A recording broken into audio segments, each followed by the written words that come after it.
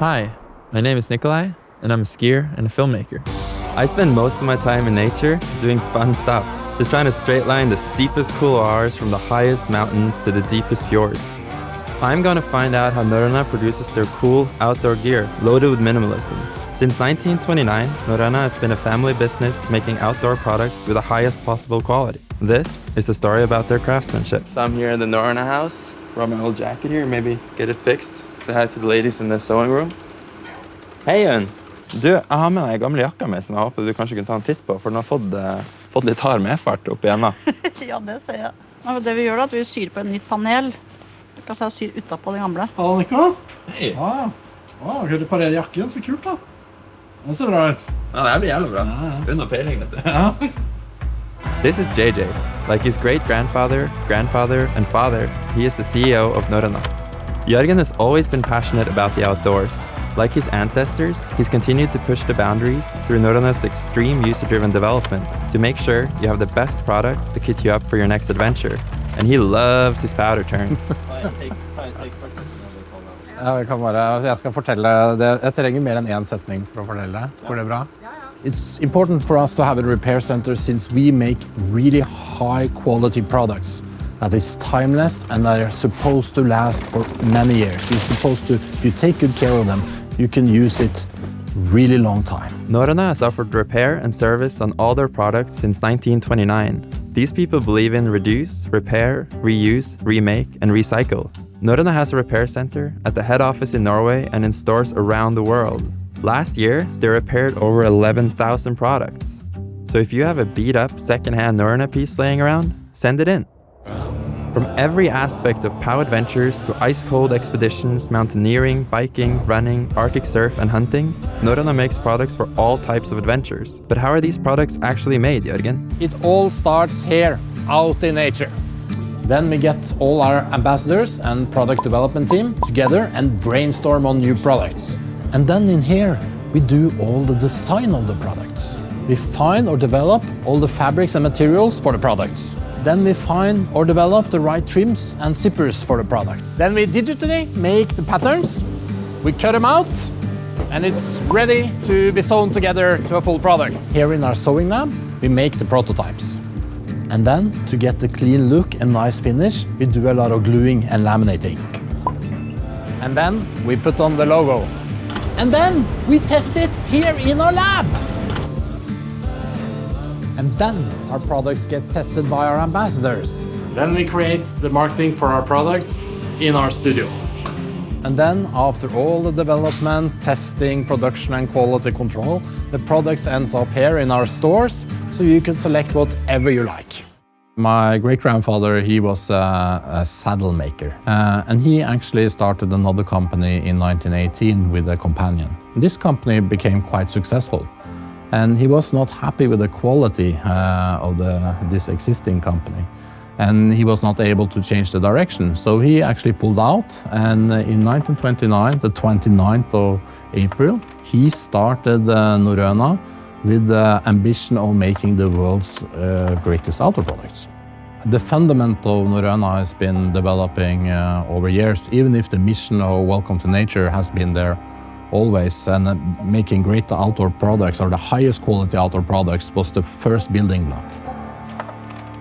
And then in the 70s, when my father took over the company, he and Thomas Karlström, they started this extreme user-driven product development, and they put in the second building stone, which is best function. Thomas Karlström, one of Norrøna's biggest legends.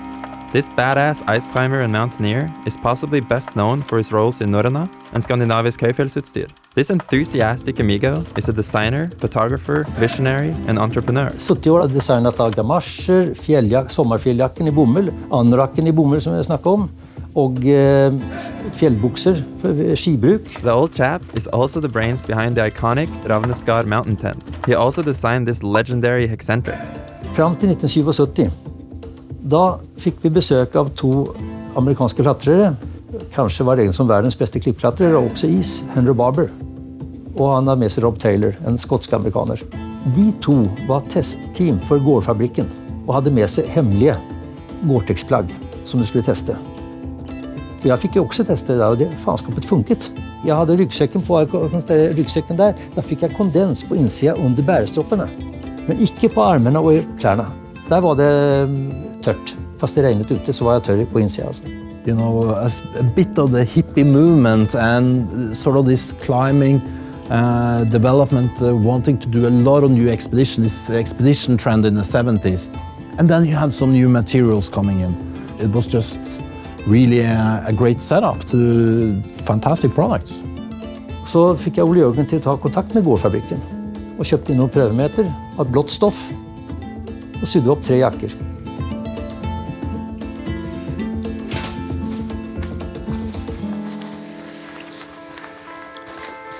Här har vi då ett av 3 exemplar av Europas första Gore-Tex-plagg.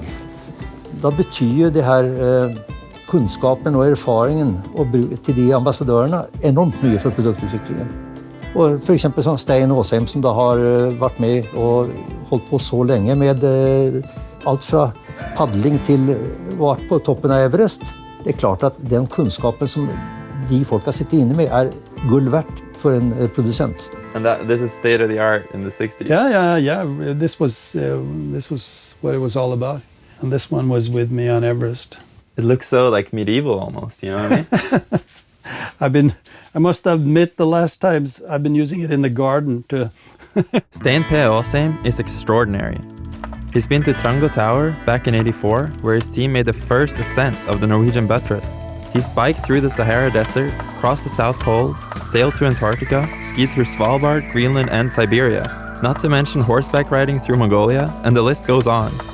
We were a small family during those years. When we went to Everest in 1985, there was maybe 15 Norwegians that were capable of doing Everest. Everybody knew each other who it would be, and we put up a list, the 5 climbers that we felt were the best, the most suitable ones to do Everest. Thomas and Jørgensen and Norrøna was kind of a part of the whole family, and we gave feedback. We talked to Thomas and we talked to Jørgensen, and then we got new products. We came home, we told them this didn't work and this was great. This is from, I think, Dragnagri in 1995. Why the long steps? They could have probably stopped up here, but we wanted to be able to take the pants off and on with the big boots. What are all these? These ones are from 1968. This is what we used. This was like the state of the art. You know, they're still in style, actually. Yeah. Which works. It looks great. Yeah. I think it was Robert who told me like the best alpinists are the ones with the shortest memory. Yeah.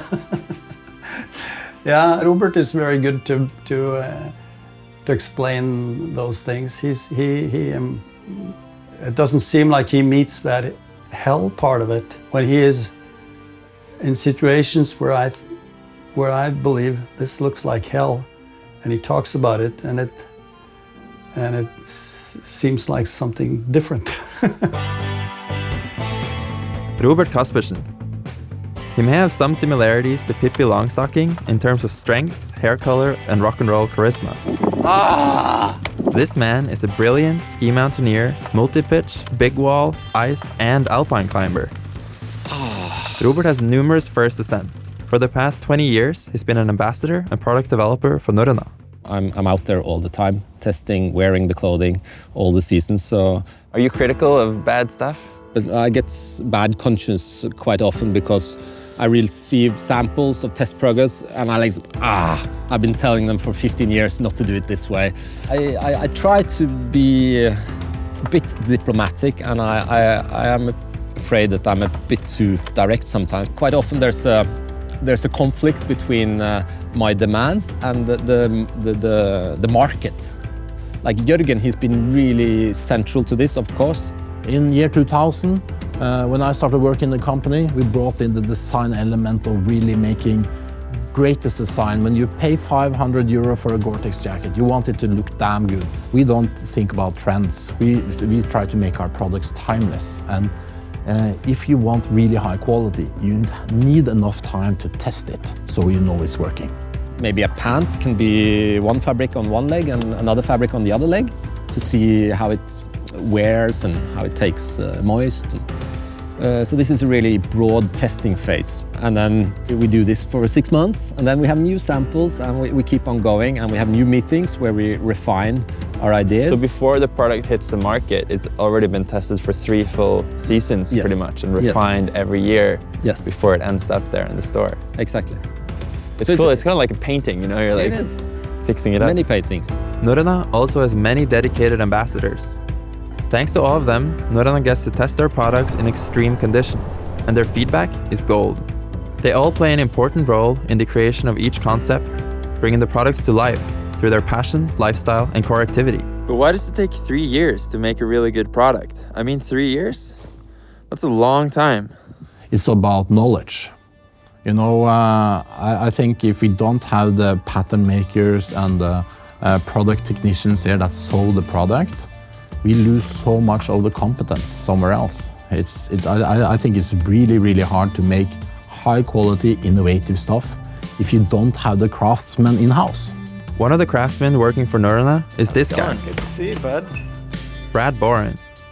Brad has been working at Norrøna for 20 years. Thanks to this guy, Norrøna is on the leaderboards of the 100% Club of Organic Cotton and the 100% Club of Preferred Down.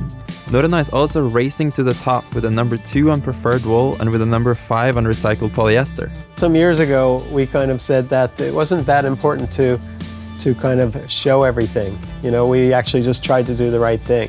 Very Norwegian, you know, that you kind of do the right things and you don't talk about it. And me being American, I was like really careful not to talk too much and just to make sure we were doing good things. So we would spend money on recycled fabrics, and we'd spend money on organic cotton, but we didn't really spend money to kind of prove that they were organic or that it was recycled.